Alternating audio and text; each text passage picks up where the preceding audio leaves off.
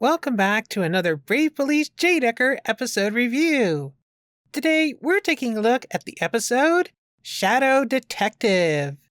In this episode, we meet my cousin, Shadow-Maru.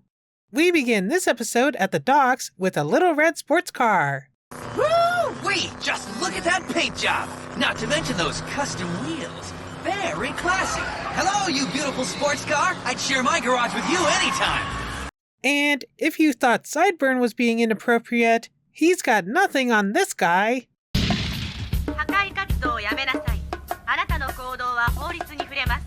Deckard gets alerted by the car's computer, but the mystery robot transforms into a bird and takes off just as he arrives. As he's investigating the scene, he spots a robot dog hiding in the shadows.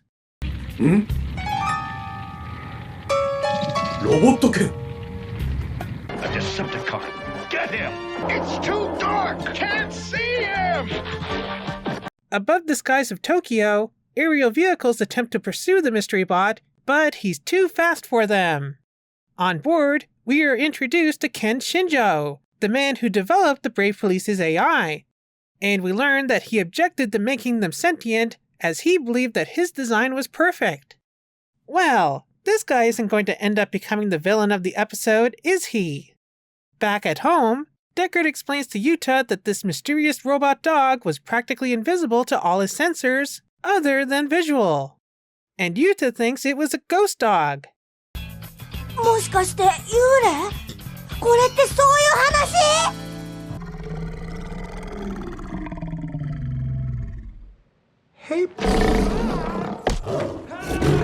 At the Brave Police's headquarters, it seems that a secret message was left on the car's dashcam.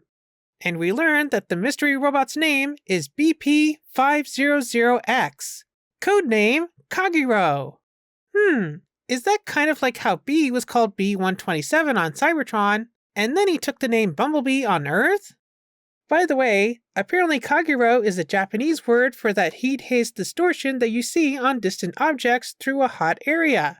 You know, kind of like a mirage? Who knows? Perhaps if Hasbro had localized this show, maybe they would have renamed Kagero to Mirage in order to reuse that trademark. Also, Saejima and Tudu are being pretty shady about this, not wanting Yuta and the Brave Police involved.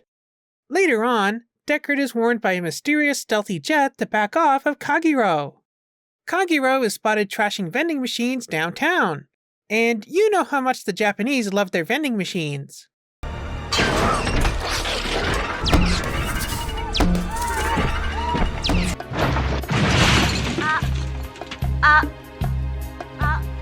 No! What if that was Signal Lancer's cousin? The Brave Police confront the giant robot vandal. Brave Police, お前たちにはわからない。俺の心など。俺の名はカゲロウ。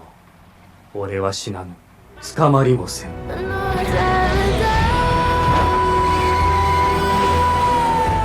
Our mystery bot blocks Deckard from going after Kagero, once again warning him to stay away. 我々以外に心を持つロボットか? Hello, I'm right here. I've only been reviewing this show for the past 10 episodes. Now, let me tell you about your cousins, the Transformers. Back at home, Azuki serves her siblings a huge meal in a robot turtle? Honestly, this thing reminds me of one of those turtle-shaped sandboxes. Yuta says that the Brave Police are having trouble coming to grips with the thought of having to arrest a fellow sentient robot. I wonder how they'd fare against the Decepticons.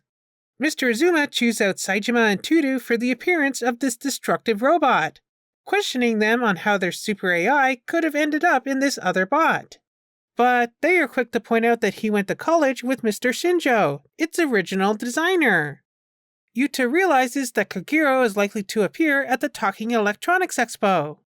Personally, I think he'd be more comfortable at a TFCon. So, just as the Brave Police realize this, Kagero is already at the Talking Electronics show, where he takes Yuta's sister Azuki hostage.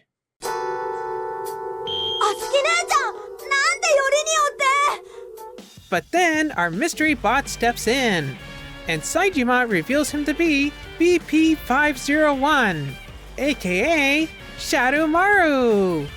He shows off 3 of his ult modes, Police Dog, Supersonic Jet, and Undercover Car, before transforming into his robot mode. すごいすごい I couldn't agree more, Yuta. I think Shadow-Maru is pretty awesome.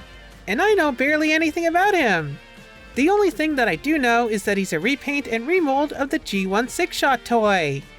Since Transformers and the Brave series were both owned by Takara, and Brave is kind of the sister series to Transformers, it's not uncommon to see old Transformers toys end up repainted and repurposed for Brave, such as the Dinobots designs being modified and repurposed as the Geister henchmen of X-Kaiser, or Thesaurus being repainted and reused as Red Geist, the villain of the Brave fighter of legend, Doggarn, who was actually a cyborg in a robot body, kind of like Silas Breakdown in Transformers Prime.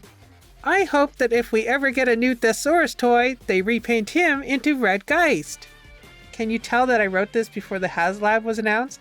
Somehow, I doubt that we're getting a HasLab Red Geist. So yes, much like myself, Shadow-Maru is based on 6-shot. So he's basically like my cousin. Or maybe like my half-brother? It gets kind of weird trying to equate human relations in reference to Transformers. And like I mentioned, he and Kagero are even more closely related. Basically like siblings, if not twins. So I guess I'm also equally related to Kagero as well. And yes, I basically started reviewing this whole series just because it had a 6-shot repaint in it. So sue me. とにかくこの奥には私一人で行きたいな。いいですか、チビボス。ちびぼさ余計だ Aw, but it's true. He's so little. As Shadow-Maru goes in, Saejima and Tudu explain more about his and Kagero's relationship. そうだ、シャドウマルとカゲロウは同じ超 AI を内蔵している。カゲロウはシャドウマルのプロトタイプなんだよ。Oh, so they're basically like Proto Man and Mega Man from the Mega Man franchise. Inside, Shadow-Maru approaches his sibling. 何やってんだ。デートか。Hey, I'll take care of the shipping here, cuz. You just get back to being a cool ninja robot. Saejima narrates as we see a short montage of Shadow-Maru and Kagero training together. However, Tudu explains further that in order to be reassigned somewhere else, Kagero would have to be reformatted first, just like Deckard was in the first episode, but miraculously regained his memory. Kagero obviously didn't want this, so he escaped. But I wonder, why do they need to reformat him? Why can't he keep his memories? Tudu mentions the Super AI program being a secret matter. So I'm guessing since Kagero was assisting in his brother's creation and training, which was likely part of his Super AI programming, that is why they needed to reformat him. Just in case some nefarious person where he's reassigned attempts to somehow get this information out of him and possibly make their own evil transforming robots. Yeah, as if something like that would happen.